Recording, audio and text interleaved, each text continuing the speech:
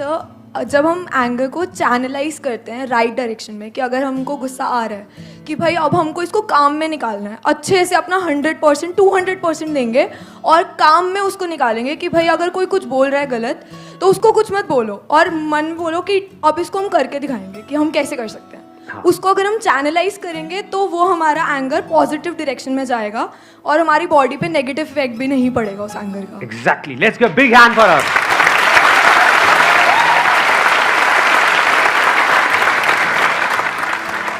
गुस्सा दो जगह पे निकाल सकते हो, या तो लोगों पे निकाल सकते हो या फिर अपने काम पे निकाल सकते हो। अगर किसी के ऊपर हमने गुस्सा किया तो क्या होता है? रिलेशन खराब हो जाता है। गुस्से में पता नहीं होता है हम क्या कर जाएं, खुद को हार्म कर सकते। ये बड़ी अच्छी बात बोली। लोगों में सिर्फ दूसरे नहीं आए, आप खुद भी आ गए। कई बार क्या होता है जब हमको बहुत गुस्सा आ रहा होता है तो हम खुद ही को हार्म करना शुरू कर देते हैं। एक के बाद एक सुट्टा मारते चले जा रहे हैं, या दारू पीते चले जा रहे हैं, या तेज गाड़ी चला रहे हैं, कुछ भी कर रहे हैं। तो ये सब आप क्या कर रहे हो? किस पे गुस्सा निकाल रहे हो? या तो अपने आप पे या औरों पे, यानी कि लोगों पे, कि वो मेरे साथ ऐसा कैसे कर सकता, वो ऐसा कैसे कर सकती है, मैं उसको छोड़ूंगा नहीं, मैं बर्बाद कर दूंगा। लेकिन अंदर करने का दम है नहीं। सामने वाला बंदा पावरफुल भी तो हो सकता है ना। हो सकता है सामने वाला बंदा वो हो जिसके नाम पे घर है, जिस घर में आप रह रहे हो, यानी कि आपके पिताजी है नहीं। अब क्या करोगे? तो कहेंगे गेट आउट। सड़क पर सोते रहोगे, कुत्ता चाटेगा आपका मुंह आकर के, और क्या करोगे? हा? तो अगर अंदर भी आप किसी के लिए उल्टा सोच रहे हो, यानी कि अपने अंदर भी गुस्सा कर रहे हो, उस पर्सन के पीछे से गुस्सा कर रहे हो, यानी जब आपके पापा ऑफिस गए तो अपनी मदर को जाकर के बोल रहे हो समझा लो अपने पति को।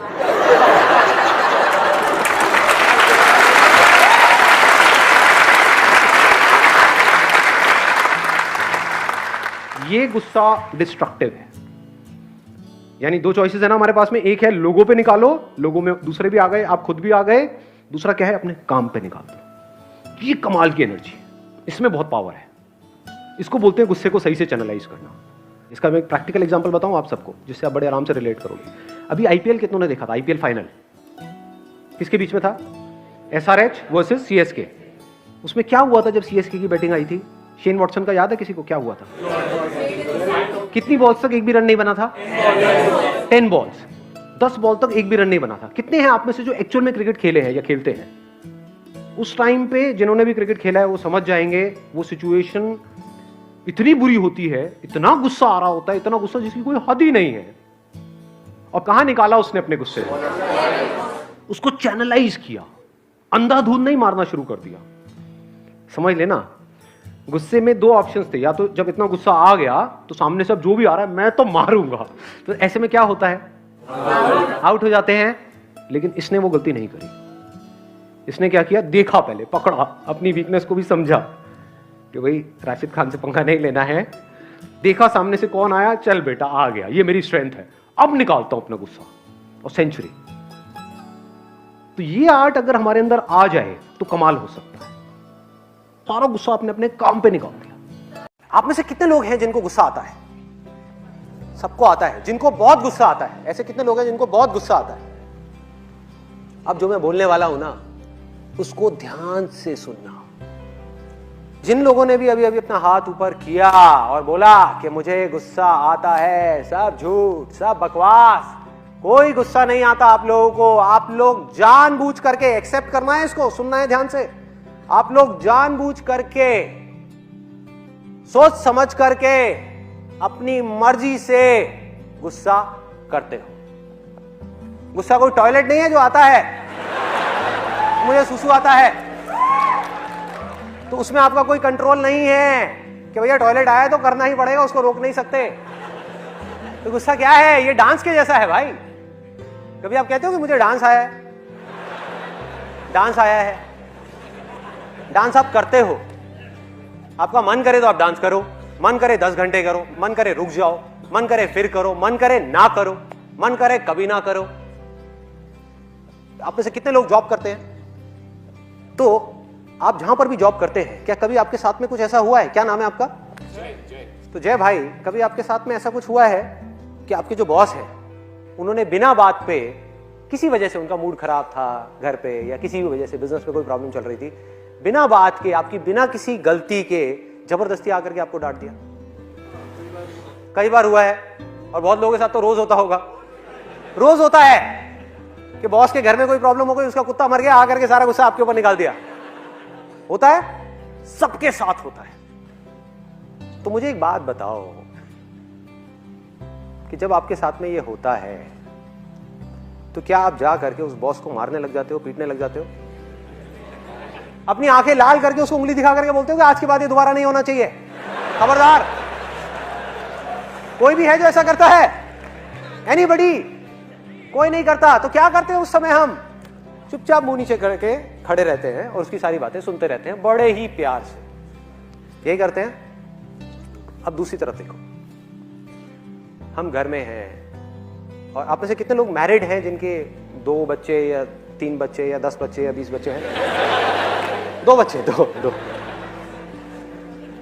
तो आप अपने घर में बैठे हो, आराम से टीवी देख रहे हो, आपका जो छोटा वाला बच्चा है वो रोता रोता आपके सामने आया कि पापा वो भैया ने मुझे मारा मारा मारा मारा मारा मारा। उस वक्त आप क्या करते हो?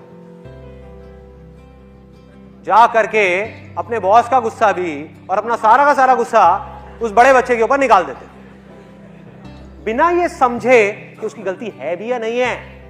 तो अब जरा ध्यान से देखो इन 2 सिचुएशंस को, तो आपको ये बात समझ आ जाएगी जो अभी मैंने थोड़ी देर पहले कही कि आपको गुस्सा आता नहीं है, आप गुस्सा करते हो अपनी मर्जी से। सिचुएशंस 2 हैं। एक जगह पर जहां पर आपको अंदर से पूरी तरीके से गुस्सा आ रहा है, उसमें से इतना सा भी गुस्सा एक्सप्रेस नहीं हो रहा है। क्यों? क्योंकि वहां पर आपका नुकसान है। आपको पता है कि भैया बॉस के आगे अगर मैंने गुस्सा किया, बोलना तो बहुत दूर की बात है, अगर आंखें दिखा दी उसको बॉस को तो मेरी वॉट लग गई, मेरी नौकरी गई। तो गुस्सा हमने नहीं किया अपनी मर्जी से। दूसरी तरफ वो जो बच्चा है छोटा सा, हमें पता है कि वहां हमारा कोई नुकसान नहीं है। अगर मैंने इस बच्चे को मार भी दिया तो ये कहां जाने वाला है?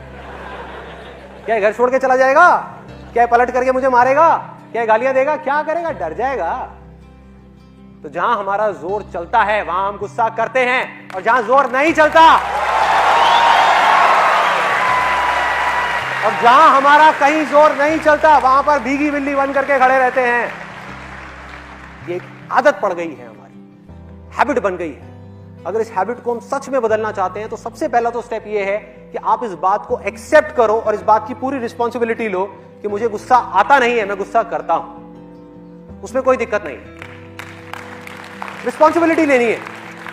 अगर आप रिस्पॉन्सिबिलिटी कभी लो ही ना, आप बोलते रहो मुझे तो गुस्सा आता है आता है आता है, तो भैया टॉयलेट आता है तो करना ही पड़ेगा ना, उसमें आपका तो कोई कंट्रोल ही नहीं है। बट अगर आप ये बोलना शुरू कर दो कि मुझे गुस्सा आता नहीं है, मैं जानबूझ करके अपनी मर्जी से गुस्सा करता हूं, तो आपके हाथ में कंट्रोल है। यहां पर जो आज टॉपिक टच होने वाला है, it is one of the most important topics of my life and I mean it. ये मैं अपने किसी सेशन में नहीं बोला आज तक, आज बोल रहा हूं पहली बार।